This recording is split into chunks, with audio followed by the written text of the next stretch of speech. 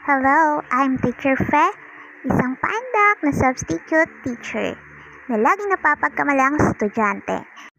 For today's video, kinuha tayong maging judge ng mga grade 10 para sa kanilang nilutong adobong manok. At syempre, hindi tayo tatanggi kasi nga, judgmental tayo!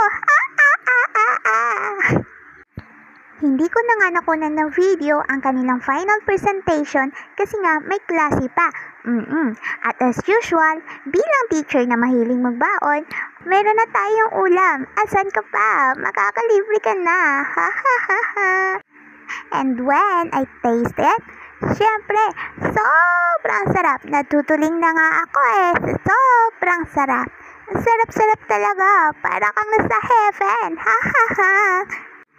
Kagaya nga ng nakikita nyo, pabebe tayong kumain, syempre, maraming nakatingin. Pero alam nyo ba, kapag nasa bahay ako, nakakamay lang ako at grabe ang kain ko. Di lang talaga ako lumalaki. Heto na nga po ang mga pictures ng kanilang final performance.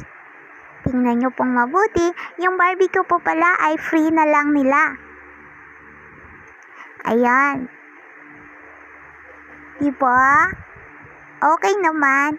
Kulang lang sa garnishing pero yung lasa sobrang sarap.